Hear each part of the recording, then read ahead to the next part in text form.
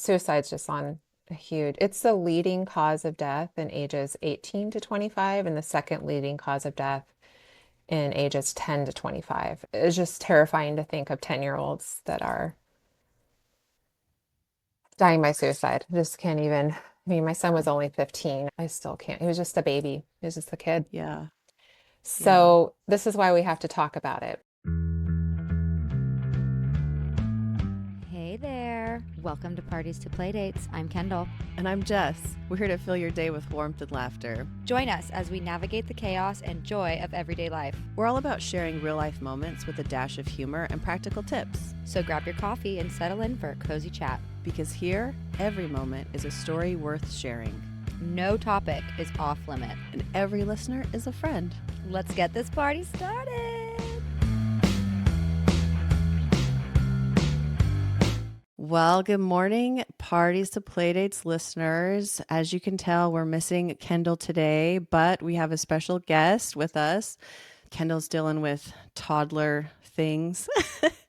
And today we have our lovely guest, Lily Crowder, who I have known for close to 20 years. Mm-hmm. Lily is a mom of 4 kids, 2 girls, 2 boys, just like me, which I love.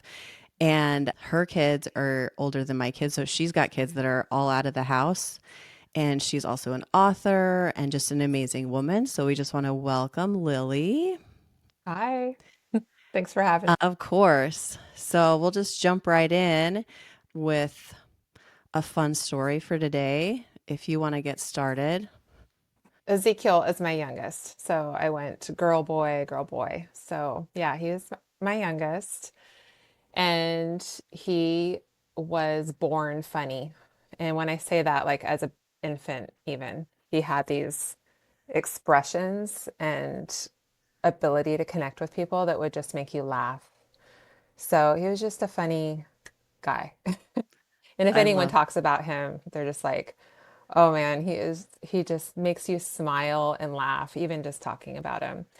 So I could dig from a big well of funny stories that he's done, but I'll share one when he was a really little boy and kind of just shows his creativity and his humor were always swirling through Yeah. his head. But when he was about 3 years old, we took a flight to Georgia to go see grandparents. And he wanted to go use the bathroom. And he wanted to do it by himself. We just stood outside of the little airplane bathroom. And he did this whole skit in there of like, help, I'm stuck. And I guess he had seen something on the movie or something and he wanted to reenact it. And it was just like so much theatrics and drama. And then the flight attendant lady comes and like gets the door open and is panicked. And he comes out. He's like, I'm just kidding.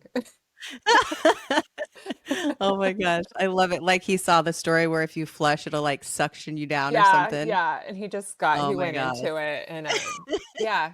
And it was like he wasn't being naughty. He took every opportunity to dive into humor. He was just a Yeah, funny guy. So that's one of many, but that was like 3 years old. And I love that. he spent a Only whole, 3? yeah. Oh my gosh. That's so Yeah, good. Well, he's tiny. His he tiny had little a, voice. I think that was his intelligence. He understood humor and he understood the nuances of humor, facial expressions. And yeah, it wasn't even what he would say, just the way he'd move his body and his facial Yeah. expressions would just make you laugh. Yeah. Oh my gosh. I love that so much. That's so Yeah. fun. Well, that actually reminds me of a story when I was a kid. It's also a bathroom story.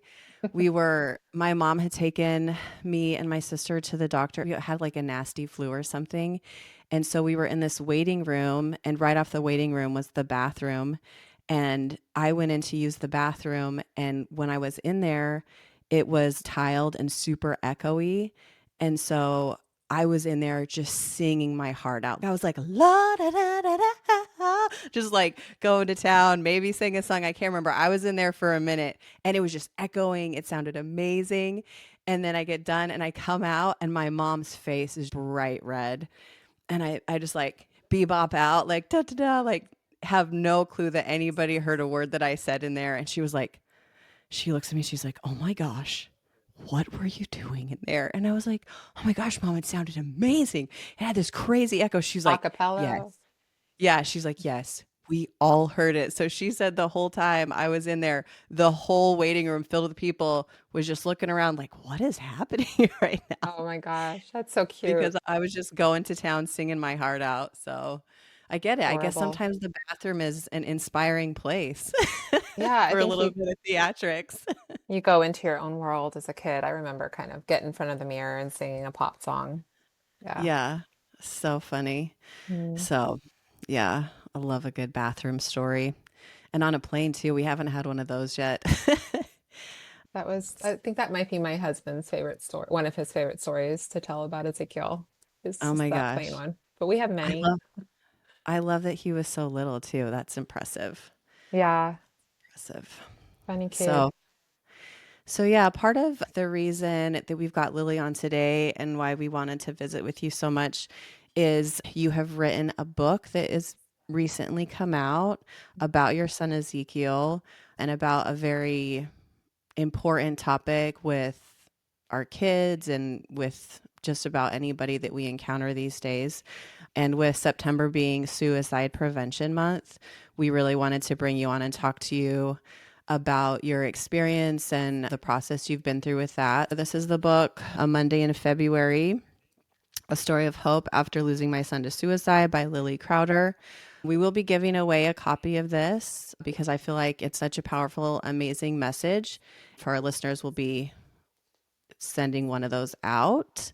If you just want to start a little bit of your backstory and a little bit about Ezekiel and where you want to start Yeah. your story there. Yeah, 2021 at the end of the pandemic, we were still in lockdowns, and I'm sure Oregon was one of the more strict Yeah. states, along with California and Washington and West Coast. So it was a long, rough year for everyone. I think the whole community was feeling that, and especially for our teens. And my oldest son had been sent home from college, and it was hard. It was a lot of adjustments, and he had just gone back to school in January and was still doing school online. And Ezekiel, our youngest, was a sophomore in high school and online every day. And definitely, I noticed he was depressed. A mom just knows when their kids aren't doing well, but I just assumed it was the COVID pandemic coupled with being 15. And I Yeah. just tell people it was a really hard time to be 15. And he was definitely depressed. I could tell that. My happy, jovial, funny boy, I could see that. And yeah, I didn't really think anything more than just typical teenage blah coupled with the isolation of pandemics. So on February, on a Monday in February, which is the title of my book, I lost him to suicide just suddenly and without warning. And it's been almost 5 years. So we've been on quite a journey of loss and trauma and healing. And this was what led me to write my book. I think in the beginning of that loss, you just want to find ways to survive and you want to find an ounce of hope to let you know that you're going to make it and your family's going to make it. And so I read every book I could get my hands on Yeah. from mothers and fathers that had lost kids, especially teens, to suicide and that survived. And I think that first month I would just sit up in bed and read a book a night I couldn't sleep. So those books were a huge lifeline for me. And so I think as I was going through the healing process after losing Ezekiel, I just knew I was going to share the story when I was ready. And part of how I healed too was journaling. So I would journal every day, write a letter to Ezekiel, just be really raw and open with my feelings and healing and connecting with Ezekiel where he exists now. My journey with God and my faith was really poured out on pages. So I compiled this book with a lot of those journal entries too. Yeah. Yeah. That was one thing about this book that was so powerful is your vulnerability in a lot of those situations, and that you actually share some of those things that you wrote and some of those letters to him and thoughts and feelings that you were having. And I feel like the reason I loved this book so much is because it shows such a true reflection of our human emotion, and how when things like this happen, you go through such a wide variety of emotions and feelings, and it's confusing and you feel lost. And you did so well at expressing those feelings, but also sharing the level of hope, but also the level of desperation. And one of the things you said in one of the chapters is the quote was, maybe touching death so horribly close allows us to touch life closer too. And how you started to find just little moments that made life a little bit enjoyable, even in those deepest, darkest moments. And I thought that was really beautiful, the way that you shared those things, and just your bravery in sharing your process through the whole experience. It was raw for sure. Yeah. Yeah. And honest. I think I wanted to, I'm not in as much scorching pain as those first months and years. You never, I think in grief community, everyone can agree, you never stop grieving because grief is love. It's your love for that person. It just changes form. You gain a muscle around it. So you learn how to carry it in a way that's lighter. And I think I was on the fence. Even writing the book, I was pulling from journal entries and experiences, and it was like, whoa, that's really heavy, you know? But at the Yeah. same time, I remember being in that really heavy place and needing to feel like I wasn't crazy and needing to feel like I wasn't alone. And so when others were vulnerable about those same feelings after losing a child and trying to find your footing again in life, I was so thankful for their honesty because I was like, oh, I'm not losing my mind. This is Yeah. normal. This is a normal way to feel. So I wanted to make sure I didn't edit that stuff out or try to pull it together and be more lovely in my grief and tidier. It's really messy. It's a messy process for sure. And It then, really yeah, is. and then you wake up to the beauty of life again. And that is a whole different experience. Yeah. Yeah. The way that you share and explain grief, even for somebody who hasn't lost a child, but somebody who's lost anybody close to them, it's so relatable. Just like you said, it makes people feel like they're not alone. And that's why I feel like it's such a powerful book, because you're sharing things that are going to save a lot of people from feeling lost and feeling alone and feeling like they're going crazy in their grief, because you're sharing things that are very raw and messy, because that's what it is. So, Yeah. um, Yeah, it is. And it can be really lonely. yeah, Yeah. I've had emails. It's been really beautiful because I knew my target audience for writing this book um, would be parents that had lost children or anyone that's lost anyone to suicide, but it crossed over. And so I've had people read it that have lost a spouse or a parent from 30 years ago, and it's allowed them to process their grief in a way that they needed to heal and give language to things that they've been feeling but haven't been able to express. And so I've gotten these emails from people, someone that had lost her husband. They were married when they were young, and she just had to get on with life. And they got remarried and hadn't really had time to process that. And so she just said how much it helped her. So yeah, that was surprising too, to yeah, see that response. I'm really thankful for that. yeah, that's wonderful.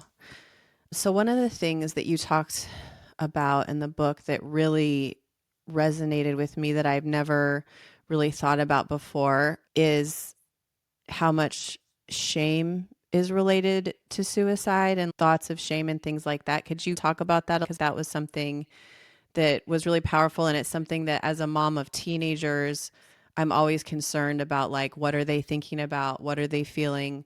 Are they just being quiet teenagers or is something going on? And I think that, and there's a section on my in my book, it's a short section just titled Suicide, and just giving information, some research, what we know about it, what we don't know, and some awareness around that. And yeah, I really appreciate you even doing this because it is Suicide Prevention Month and important to just get this conversation going and normalized, primarily to relieve the stigma that's around people that struggle with suicidality or depression or mental health.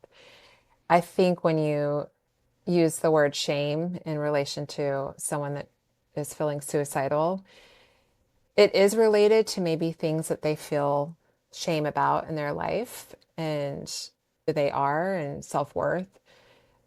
But when I've talked with people that have survived being suicidal or survived attempts, they really emphasize that when they're in that state of mind, they feel shame for their thoughts. They feel shame for being suicidal or entertaining that. And so they'll hide it from people, and especially from the people that love them the most, the people that could really help them.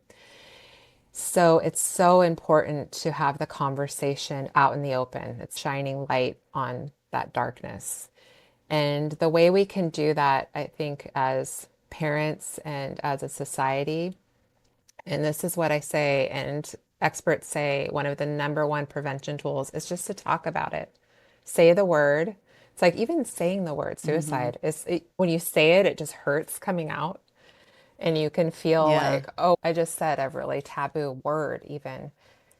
And statistically, to throw out a number to put things into perspective for your listeners, there was a study in Center for Disease Control Studies 2 years ago. So they're not even updated for now, but in 2023, a survey and their statistics were that 22% of high schoolers have considered taking their lives. You know, that you got 10 kids in a room, two of them have thought about it. So I Yeah. think there is this thought that if you bring it up, if you say the word, you're going to give someone the idea. And that is a misperceived notion that it's not true.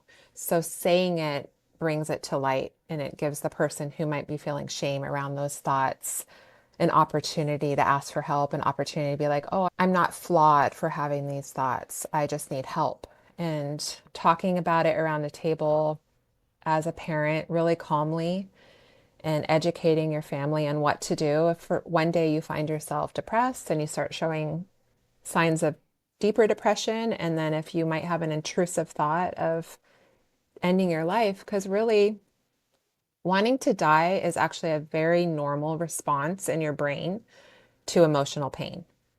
Hmm. And I don't remember, do you remember feeling any of that when you were young? I wasn't suicidal, but I remember feeling like I just didn't want to exist because I felt so awkward and flawed. And some of our kids are just, they're empaths and they're more tender, and this world's really hard. And Ezekiel was definitely an empath. I think he definitely carried the burden of his friends and his family, and he felt things really heavily. And he was always a funny guy, and so he really hid that stuff. And then also teaching your kids what to do if one of their friends shows signs of being suicidal or makes comments about ending their life or not wanting to exist, or there's certain warning signs too to be on the lookout for. But talking about it helps relieve the shame. Yeah. Yeah. What are some of the things when we hear somebody say, "Oh, this is what I'm thinking about. This is what I'm feeling." What's a good resource for that? Or like, what can you tell somebody if they're like, "Oh, this is how I'm feeling"? Well, now there's a national 3-digit suicide hotline number. So it used to be this long 1-800 number. Hmm. And in 2022, suicide's just on a huge, it's the leading cause of death in ages 18 to 25, and the second leading cause of death in ages 10 to 25. It's just terrifying to think of 10-year-olds that are dying by suicide. I just can't even. I mean, my son was only 15. I still can't. He was just a baby. He was just a kid. Yeah. Yeah. So this is why we have to talk about it. But they've Yeah. shortened that number, so the number is 988. And I would just say memorize that number, put it in your contacts, and you can actually call that number as a parent or a coach or anyone that's working with children, not in a crisis moment, not when there's somebody that might be exhibiting signs of suicide or has admitted to being suicidal. You can call that number, and there are trained and paid experts in your area that can walk you through steps of what to say to somebody that might be in that place, what to do with somebody that might be in that dark place. And then you have a fire drill and you're prepared and educated on what you would do. And then you can share that. If you did that for your kids, you can share that with your kids if they had a peer that might have come to them or they were concerned about. But in my suicide chapter in my book, one of the main preventative things when I think about what is suicide prevention is to talk about it and to ask Mhm. specifically, if you're concerned, even just a little bit, to say the words, are you suicidal? And to not say it in this like Mhm. taboo, freaked out way or Yeah. panic if they might say yes and take away their phone and isolate them. Like, are you feeling suicidal? Are you thinking about ending your life? And then ask, do you have a plan? Have you entertained plans? Because usually by the time somebody does attempt, they have entertained the idea countless times. They've thought of ways to Yeah. die. And so I will forever ask, especially during the couple weeks leading up to when Ezekiel took his life, because yeah, hindsight is 2020. I can see some really blaring loud signs in him now that I couldn't see then. Mhm. But I really wished I had been like, hey, instead of just, are you doing okay? You ask a 15-year-old boy, are you okay? What are they going to say? Yeah, Yeah. I'm fine. I'm fine. Yeah. Yeah, I'm totally fine. Yeah. Yeah. I wish I had Yeah. said, hey, are you feeling suicidal? Instead of, are you depressed? Are you feeling suicide? I wish I had said that. So Yeah. asking is really important in alleviating the shame and bringing it to light. And it's okay to ask. And if they are okay that moment, they might say yes. It's okay to ask Mhm. again 2 weeks later or a month later to keep asking. Yeah. And then, yeah, talk about it. Talk about how to have a resiliency plan. And the second thing, is really finding a safety plan. If you have somebody in your life that's struggling with depression and suicidality, keeping lethal means locked up and really safe in your home. And most of the time, you can carry someone who's suicidal through that dark moment, especially a teenager with a developing brain. And I, Yeah. I really believe had we been able to carry through Ezekiel through that moment and COVID and get him the help we need and Mhm. then start getting him socializing. He was so social. So the isolation of COVID was just so hard on him. And yeah, two of the greatest factors for someone that finds himself in a suicidal state of mind is the feeling of being flawed, the shame, feeling like there's something wrong with them. And then the second is Mhm. isolation. So the biggest thing I would say to look for in our kids or our loved ones if they start to really isolate. So yeah, the isolation of the pandemic was really, I know that if we hadn't been in those times as his mom, I know that he would have made it Yeah. past that day. But I'm going to say something though. Here's what I would say. If suicide ever enters your mind, if you are talking to someone, if it ever enters your mind, if it ever becomes a thinkable option to your pain, there's a way out. And so you just have to let people know there's a way out. There are people who understand exactly what you're thinking and feeling. You're not alone. So many people struggle with these thoughts. 22% of your peers. So out of 10 people, two of your friends are thinking, have had these thoughts. And there's help. There's resources and help. So yeah, it's a preventable It's preventable. So, which hurts. It's Yeah. like it hurts to know like Yeah. how unnecessary my son's death, and it is Mhm. preventable. Yeah. Yeah. There's been different conversations that I've had with my kids throughout the years when I get worried or stressed. Their kids go through rough situations and losing friends and different things like that, or feeling isolated. And as a parent, you always wonder, oh, are they okay? How much should I say? How much should I not say? But I do like the idea of just putting it out there on the table so that they know there's a way out. I like that phrase, there's a way out. This isn't our only option, and that there is help and there's resources out there that can prevent it. So I really love that. As we wrap up our chat with Lily, I just want to say a huge thank you for her openness and sharing her story with us. It's really important to talk about these issues, especially since it's Suicide Prevention Month. We'll be back next week for part 2 with Lily, where we'll dive deeper into her experiences and talk more about suicide prevention. If you or someone you know is struggling with suicidal thoughts, please don't hesitate to reach out for help. You can contact the National Suicide Prevention Lifeline at 988. Trained counselors are available 24/7 to listen and provide support. Thanks for tuning in today, and I hope you'll join us next week for more of our conversation with Lily. And that, party people, wraps up another delightful episode of Parties to Playdates. We hope you're leaving with a smile, a story, and maybe a tip or two. Remember, life's journey is better shared with a friend. And we're so grateful to be part of yours. If you enjoyed today's chat, don't forget to rate and subscribe to our show. Your support keeps our community growing and our stories flowing. We want to hear from you. Please send us your thoughts, ideas, and questions to partiestoplaydates@gmail.com. You can also find us on Instagram, Facebook, and TikTok at Parties to Playdates.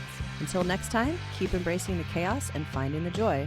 Take care and stay connected, party people. Bye for now, and don't forget to laugh a little extra today. Bye.